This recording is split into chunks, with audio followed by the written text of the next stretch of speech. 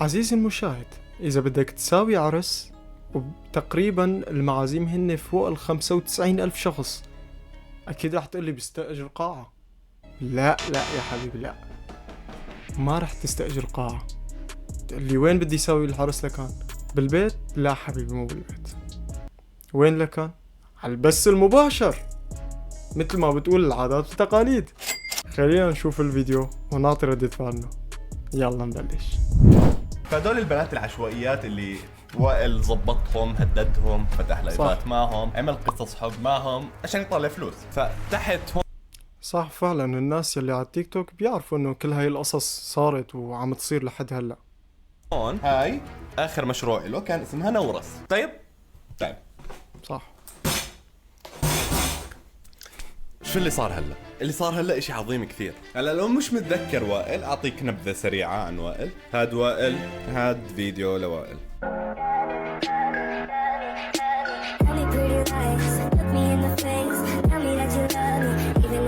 صانع محتوى هاد.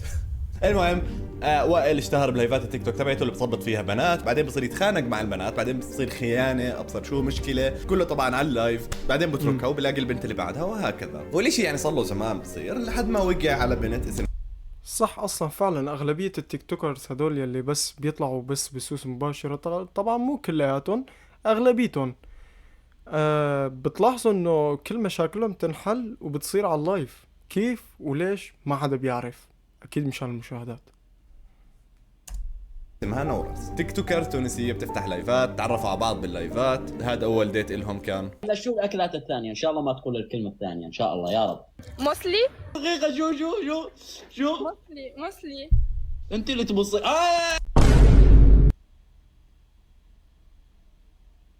معقول لهي الدرجة؟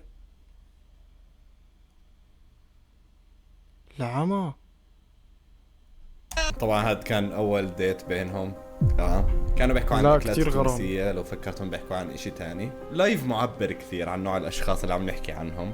المهم يا سيدي، بعديها سيد الرجال وائل قرر يسافر لعندها على المانيا، وهون عندنا اول لقاء بينهم. هذا كان اول لقاء، وبعدين اقنعوا الناس انهم خاطبين وصاروا يفتحوا لايفات مع بعض. وانتم عارفين شو بيجي مع هاي الشغلات، بيجي فلوس طبعا عشان صح. عم بيفتحوا لايفات تيك توك. بس ليس طبعا، هم ما عم بيعملوا هيك عشان الفلوس، اكيد هم بيعملوا هيك عشان طبعاً. الحب. وبعديها انا صورت الفيديو تبعي، وبعديها انفصلوا. نعم يا سادة، لقيت هذا التيك توكر عامل فيديو عن لا تكون انت سبب الانفصال.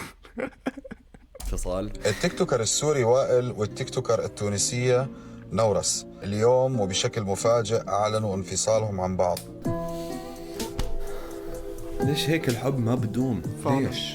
أنا كنت شايفهم علاقة ناجحة كثير، يعني خاصة بعد أول لايف لهم شفت زواج ناجح. بس سبحان الله ترى أحيانا الحب مش كافي. وما كان في أي سبب مباشر مثل علاقته السابقة مع تيمار اللي صار بيناتهم مشاكل ورفع دعاوي. ما كان في أي سبب إنهم ينفصلوا، لكن زي ما حكيت لك الحب أحيانا مش كافي. أحيانا لازم تنفصلوا على اللايفات عشان تعملوا ضجة، عشان الناس يبعتوا لكم فلوس. 100%. هاي سنة الحياة بالأخير. بتكون تفتح لايفات تيك توك، تلتقي ببنت تانية بتفتح لايفات تيك توك، بعدين بتخونها وبتعمل معها دراما وبعملوا لكم تصاميم، بعدين بتتركها، بعدين بتيجي بنت تانية، بعدين تعمل فيها نفس الشيء، بعدين تيجي بنت ثالثة وبتعمل فيها نفس الشيء، بعدين تيجي بنت رابعة وبتعمل فيها نفس الشيء، بعدين تعمل هيك مع البستي تبعتها، بعدين البستي الثالثة تبعتها كمان، بعدين بدخل شباب تانيين بالقصة، بعدين آخر إشي تلاقي بنت اقسم بالله فعلا صحيح، فعلا صحيح. يعني الشغلات اللي عم تصير على التيك توك عالم موازي، والله عالم موازي. والمشكلة الناس يلي عم تتابعون، على اللايفات بيصدقوا. المشكلة الأساسية هون إنه بيصدقوا، وهو أصلا كلياته لعب بلعب. أو حتى إذا ما كان لعب بلعب، أنت كيف بتتابع شخص بيهدد بنات وبيبتز بنات وبيلعب وبيتسلى معهم؟ هذا الشي ما بعرف العالم كيف ما بتشوفه مجرد عم يحبوهم، ما بعرف صراحة، الله أعلم. وبتبني علاقة معها مبنية على أسس صحيحة، أسس لايفات التيك توك، وبتقرر 100%. تخطبها بس كمان بتنفصل بدون سبب. سنة الحياة. وسبب الانفصال ما كان كثير واضح، بس لقيت هذا الاشي. وائل زعل من نورس وقال لها سكر اللايف، انفصلوا. يعني قد ما يكون الموضوع سيء بينكم، اوعى رجل تحكي غيور للبنت اللي بدك تتزوجها سكر اللايف. هاي نهاية علاقتكم، يعني اشي كثير عنيف تحكي. انت واضح كلامك.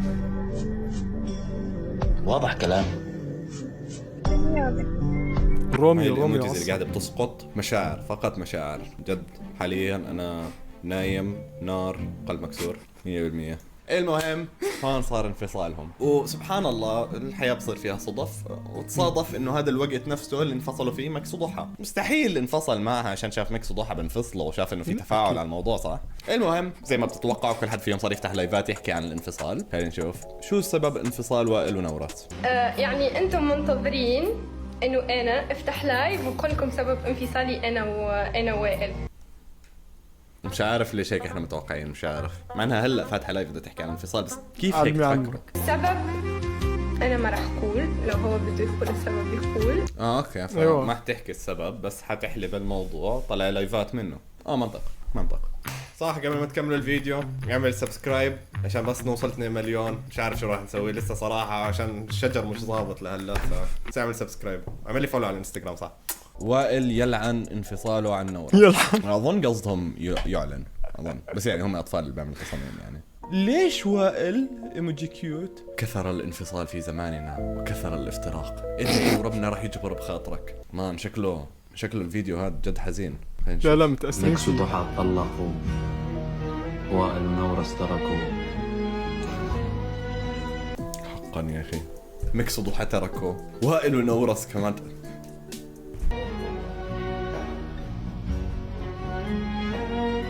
عم يقدر. بس برجع لكم بعد ما اصلي. يلا خلينا نكمل. هيك اوكي. توقعت اكثر صراحه. وائل يحكي عن انفصاله بنورس، خلينا نشوف. حلوة يعني، هي اللي كانت تنصحني، هي اللي كانت تسوي لي كل شيء. بدي اخذ من نصيحتها وارجع طبيعي. اوكي، من اي ناحيه حترجع طبيعي؟ مش قصدي انه فيك شغلات كثير مش طبيعيه يعني. انا ليش قاعد عم بحكي معكم ما بفهم، اقسم برب. صح فعلا. انا ليش قاعد بحكي معكم؟ ليش قاعد بحكي معكم؟ ليش قاعد بحكي معكم؟ عشان عم بعمل فيديو يوتيوب، عشان عم مصدر دخلي. نفس الفكره، انت قاعد تحكي معهم عشانك فاتح لايف تيك توك عشانك عم بتطلع فلوس منه. لا حدا يسألني، مو مهم. خلاص شيء خاص بيني وبينك. على ما اساس حد متأثر. يسالني بليز، ما حد يسالني. اوكي انا فاتح هذا اللايف عشان تسالوني، اوكي، بس ما حد يسالني بليز، بديش احكي بالموضوع هذا. علاقتنا انا وياه خاصة، ان شاء الله نتذابح، ان شاء الله نموت. امين. بس كنت بدعي عامة، مش ما عم بحكي امين على هذاك الاشي، لا بديش اياهم يموتوا. لك يا اخوان، فالفكرة انه زي في اشي انه زي لما تتبرع بتحط ايموجي على وجهه، هو بيحكي انه بديش احكي لكم ابصر شو، بطلوا تسالوا هيك. في ناس عم ببعثوا له فلوس. من يوم رايح مين ما بده يحكي دراما وتفاهه، وناس تتعاطى اجرابات. برو حرفيا هذا محتواك، أيوة. هذا هو محتواك من اول ما بلشت. هلا بدك تكنسل على الموضوع كله. شو كنت عم قدم تفاهه، انه كان في 200,000 شخص يتابعني ولا ملايين عم تتابعني بالاكسبلور ولا شو ما يكون. ما كنت عم قدم شيء يفيدهم بحياتهم، يفيدهم بالدين على الاقل. ايش؟ معقول الفيديو تبعي غير من وائل؟ الزلمه ادرك انه اللي كان بيعمله غلط، انه ما عم بيفيد الناس بالمره. انا عملت غريب وظيفتي. والله. طيب انا مبسوط، كمل. فكيف انا بدي ارجع بشخصيتي وائل الطبيعيه، مو شخصيه هاي المصطنعه تبع المشاكل واكل خرا والتفاهه والدراما. فهمت انت وياه ولا لا؟ اقسم بالله بيقول لي ماني فاهم بعيون امي. تعرف اكثر شيء بحبه بالانسان هاد، انه حتى وهو أخلاقه. بيحكي عن التغيير اسلوبه جميل، اسلوبه كثير حلو. هو بيحكي انه كيف هو بده يتغير وحس حاله بيعمل شغلات غلط، او يعني والله رغم هيك العالم كيف بتتابعه والله العظيم ما بعرف. لحد هلا عم اسأل حالي هذا السؤال، كيف وليش بيتابعوه ما بعرف.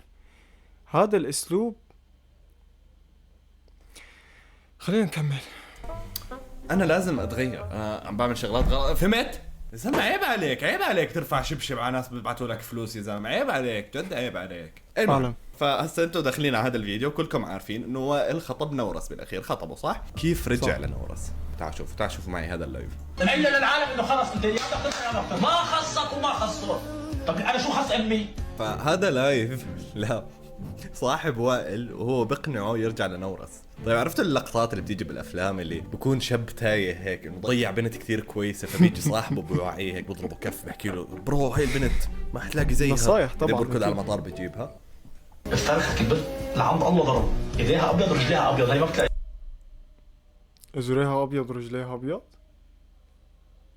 برو خلص لانه ايديها ابيض ورجليها ابيض لازم تتزوجها. ما بيصير لازم تتزوجها، يعني لازم. فهون صاحبه بكون بقنعه انه يرجع لها، فبيحكي له انه البنت ايديها بيضة ورجليها بيضة، ما بتلاقي زيها هاي. طب بلكي البنت تلبس بوت دائما، كيف بدي اعرف؟ ايه المهم ننتقل لمواضيع فريحية اكثر. وزي ما بتعرفوا الزواج سنة من سنن الحياة، انك صح. تخطب وحدة وتتزوجها على سنة الله ورسوله، اشي جميل كثير هو. فخلينا نشوف هذا الاشي. نحن موجودون في هذا المكان في مدينة فلورنس في اليوم الأخير. يا التعليقات كلهم الناس بيضحكوا بس شيء كثير عشوائي انه الزلمه هذا فاتح لايف وهو قاعد بخطب. مش قاعد بخطب، هذا يعتبر زواج يعني، عشان كتب الكتاب هو توقيع عقد الزواج. اوكي انه العرس والشغلات هي اجت بعدين هيك بالثقافات والقصص، بس انه هذا هو الزواج. وما دام في تشهير انه الناس عرفت بالموضوع اذا هو زواج. بس يعني بالضبط. يعني انا وائل ادريس اطلب يد.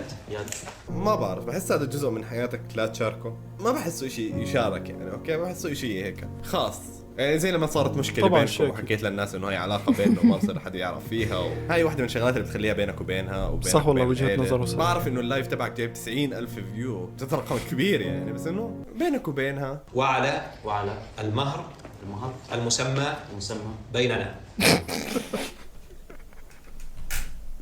برو دقيقة الفيل اللي شفتوه هاد قبل شوي سعره $4 صراحة كثير محرزة، جد صدق كثير محرزة. لو كنت موجود باللايف كان ضليت اشتري فيل، بس هيك عشان اضايقهم. جد كثير غريب الاشي اللي قدامنا، كثير. انا قاعد بكتب كتاب على لايف تيك توك، اوكي قلنا ماشي طيب، بس انه الناس قاعدة تشتري فيها وتحط وجههم، يعني ما بعرف كيف بتقابل اهل العروس اوكي وانت فاتح لايف تيك توك والناس قاعدة بتحط فيل على وجهك. الواحد بيحاول يبين هيبة قدامها، بيحاول يبين هيك.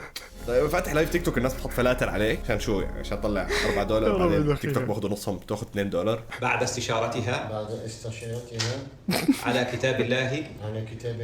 فكرة انه في شخص قاعد ببيته بس هيك قاعد على تلفونه كان بس بيشتري فيها بالاوقات الصح عشان يحطهم على وجهها عشان هي تتضايق. صراحة هي فكرة هيك لحالها كثير بتضحكني، جد كثير بتضحكني. حط فيل $4 حطهم على وجه نورس مان، حط فيل على وجهها. بتذكر اني شفت فيديو لهي نورس انه طالعه بلايف عم تحكي عن هذا الشيء، انه مين هذا الشخص اللي كان يبعث لها في فيل وما فيل هذا الفلتر، وكانت معصبه ومدري شو. طيب انتوا فاتحين اللايف اصلا كرمال تسترزقوا، يعني كرمال يجيكم مصاري. انتوا ليش فاتحين لايف اصلا اذا مو هيك؟ نتيمم بقراءة الفاتحة. بسم الله الرحمن الرحيم، الحمد لله رب العالمين. تخيل انه اهم لحظة بحياتك اوكي، اهم لحظة زواج اوكي، هاي بداية عمر جديد. طيب انه خلص انه هذا الشخص يفترض يعني ان شاء الله يتمم لهم على خير، تقعد مثلا هيك 30 40 50 سنة معه اوكي لاخر العمر يعني ان شاء الله. بس يعني اهم لحظة بحياتك ينحط لك فلتر كاوبوي وانت قاعد تتزوج. تخيلوا انه كل الانترنت حيتذكر زواجهم بهي اللقطة، بس هي انتشرت بطريقة خيالية. ما في صفحة فيسبوك ولا انستغرام ولا تويتر الا ونزلتها وتمسخرت عليها. بالضبط. إياك نعبد وإياك نستعين اهدنا الصراط المستقيم. قاعدين بيقرأوا الفاتحة يا اخوان، خلوا الفيل لبعدين شوي، بعدين بشوي حطوا الفيل اوكي، مش هم بيقرأوا الفاتحة. هذا اشي. وفكرة انه الناس عم ببعثوا لهم هدايا وفلاتر، هذا كرم من الناس صح؟ هلا عم بنحط على وجهكم فلاتر بس يعني الناس عم بتحط فلوس تعبانة فيها عشان تبسطكم بيومكم المهم هذا، فالطبيعي تقدر هدول الناس صح؟ هلا كمان شيء بورجيكم ردة فعلهم على الموضوع. بس هلا تأكدت من المعلومة، في اوبشن على التيك توك انك تلغي الهدايا لو مضايقينكم كثير، يعني الواضح انك كثير بالضبط والله معك. كان لغيتوا الهدايا عادي يعني، لايف واحد بدون هدايا شو بده يصير؟ خلينا نشوف آراء الناس. شوفوا وائل كيف قرأ الفاتحة شكله مش حافظها. لو حدا مش حافظ الفاتحة إلا أكيد حيراجعها يعني قبل ما يجي يقرأ فاتحة يعني صح؟ اللي يبعث الفيلم متقصد. أنا متأكد بلا هاي الشغلة، الطلاق بيكون على البث. المهم مش أسوأ شيء بيصير. فبعديها صار يعملوا محتوى متزوجين. خلينا نشوف شوي هيك بعض من الشغلات هاي.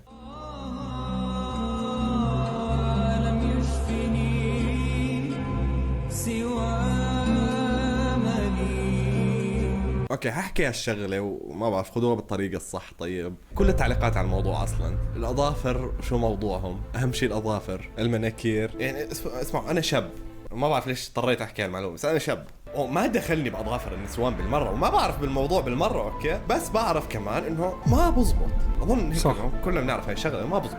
يعني ما بيطلع لي علق وربنا هو اللي بيحاسب يعني، بس انه شوي عم بتخلوا الموضوع كثير واضح، انه على القليله حاولوا خلوا الموضوع مصدق مثلا. بس كمان في فكره انه انت تخيل انه في مصور هون هيك، في مصور فوقهم واقف هيك، هي تخيلها بس هيك تخيلها. المهم هلا اورجيكم هذا الفيديو الرائع، هاد جد هيك يا رب كسر اصابع ليكو اي ليكو حدا هذا هو هيك، الفيديو. اي حدا زت فيل وقت احنا في اللايف، يا رب يكسر اصابعه. نعم يا سادة، نعم. الله يكسر ايد كل حدا بعت فيل واحنا قاعدين نخطب. هل بتلوم الناس جد انهم طيب طالما انت هيك لا تفتحي لايف، او مثل ما قال عمر سكروا ميزة الهدايا وخلص. بعتوا لك فلوس؟ خذ القى لشوف ليش زتوا فيل؟ ليش زدتوا اسد. هي ما بعرف، ما بشوفه بأي طريقة أسلوب تحكي مع ناس بعتوا لك فلوس إنه الله يكسر إيد كل حدا بعت فيل ألقم خذ. حرفيا هيك حكت. شو نوع شوفت الحال والكبرة اللي عندك عشان تقدر تحكي هيك إشي؟ الناس حرفيا بعتت لك فلوس، الناس قاعدة بتهدر فلوس عشان تبسطك وقاعدة بتبهدليهم. ما راح احكي شيء غير انه متابعين هدول الاشخاص هم اللي وصلوهم لهون، متابعين هدول الاشخاص هم اللي وصلوهم انه يفكروا انه هم بيقدروا يبهدلوا الناس انهم بعتوا لهم فلوس. تخيل فكر فيها قد ما تفكر فيها، الموضوع كثير غريب. حبيبتي الفيل جاب لي. بدي احكي عن شغله صراحه نفسي اني احكيها من زمان. هلا انت قد ما وصلت لعدد متابعين عالي، لو كان 100 مليون 50 مليون 100,000 قد ما كان الرقم، على فكرة هدول الناس يلي رفعوك بيوم من الأيام فيهم ينزلوك. أنت توفقت بدعم هدول الأشخاص لإلك من بعد رب العالمين. يعني أنت كيف بتطلع على اللايفات وبتحكي وبتستهزئ وما بتحترم جمهورك؟ ما بعرف صراحة، خليني ساكت. لك فلوس عرسك اهدي. مين بتفتح بث يوم خطبتها اصلا؟ ما فهمت وين المضحك انكم تخربون فرحتها. حدا فتح لايف خطبته باختياره، لما حدا يبعت فلوس بالضبط هيك انت معاه بتخرب فرحتها. كان ممكن فعلا تسكر اللايف نص الخطبه لو الموضوع كثير مضايقك، بس لا بالضبط. طلعت بهدلت الناس. بس بتعرفوا شيء، انا حكيت قبل شوي انه متابعينهم اللي وصلوهم لهون، وصراحه جد انا جزء مني بلوم المتابعين. ليش؟ لو عندي بسه بالحديقه هون برا، طيب يوم طلعت حكت لي عمر كيفك البسه، فانا لقيتها بتحكي معي، اعطيتها اكل، انه كافاتها. بكره شو راح تعمل؟ حتحكي معي زياده، بعده شو راح تعمل؟ أكيد. فالناس هي اللي كافأت هاي التصرفات منهم، الناس هي اللي كافأت وائل كفايه انه يكون عنده الجرأة يطلع شبشب قدام الناس يحكي لهم بضربكم فيه حتى لو معك حق. الناس هي اللي كافأته كفايه انه يكون عنده وجه هالقلب. وجد بستغرب من الوقاحه هاي وقاحه، هاي حرفيا معنا الوقاحه. طبعا انك وقاحة. ترفع شبشب على ناس بيحضروك ببعتوا لك فلوس طبعا. هم معيشينك حرفيا، هم مصدقين كل المسلسلات اللي بتعملها هاي، وانه انفصلت وابصر شو. ما حدا يصدق قصة انه انا بفتح لايف بس هيك كرمال احكي ودردش مع العالم. لا هذا الشيء مو صحيح. ان كان يوتيوبر بيصنع محتوى فهذا الشيء هو باب رزقه، ان كان تيك توكر بيفتح لايفات فهذا الشيء باب رزقه. بالحالتين كلهم عم يفتحوا بأي منصة إن كانت، كلهم عم يفتحوا إن كان لايفات أو إن كان محتوى، كله كرمال المصاري. طبعا غير عدا إنه الواحد بيحب هاي الشغلة مشان يشتغلها، بس بالنهاية كله مصدر رزق. دون اظن كل متابعينكم بيسلكوا عشانهم متسليين، مع هيك ببعثوا لكم فلوس بدعموكم، تروح تبهدليهم انهم اصلا ببعثوا لك فلوس. بس يعني انتوا احكوا لي ارائكم بالموضوع. هذا كان الفيديو لليوم، بحبكم. طبعا صراحة أنا من وجهة نظري اللي بشوفه العالم يلي لحد هلا بيتابعوهم وبيضلوا بيدعموهم رغم انه ما في لا احترام ولا اخلاق ولا اي شيء، صراحة ما بقول غير انه تراجع تفكيرك. هدول الناس يلي انت اليوم عم تتابعهم اذا ما احترموك وما قدروك وما حكوا معك بطريقة مهذبة او طريقة محترمة، انت ليش لحد هلا مشترك عندهم اصلا عم تتفاعل معهم؟ عم يدفعوا لك مصاري شي؟ اكيد لا. عم يعطوك شي من جيبتهم؟ اكيد لا. انت عم تتابعهم لانه بتحبهم. طبعا انا كشخص اذا اليوم بدي تابع حدا، اكيد انا يا اما بحب اسلوبه، يا اما بشوفه كتير متواضع مع المتابعين، يا اما محتوى حلو. طيب هذا اللي هلا ذكرناه يعني لا محتوى حلو ولا اخلاق وادب ولا وحدة من الثلاثة اللي حكيتهم. ما بعرف صراحة، بس هي كانت وجهة نظري. واكيد كل حدا بهالكون له وجهة نظر غير عن التاني. يمكن انتو يكون في عندكم وجهة نظر غير عني، وانا نفس الشي. وهون بنكون وصلنا لاخر الفيديو. بتمنى تعملوا لي فولو على حسابي التيك توك وحسابي الانستغرام، رح احطهم بالوصف. الانستغرام كمان عم انزل ريلز، وعلى تيك توك كمان عم انزل فيديوهات، وان شاء الله بعد كم يوم رح انزل فيديوهات شورتس على يوتيوب لبعدين ان شاء الله، لحتى اشوف امتى رح انزل الفيديوهات الطويلة. بس هذا الفيديو صراحة ما قدرت، قلت لازم اني صور عليه واحكي عن الموضوع. لا تنسوا اللايك والاشتراك. السلام عليكم.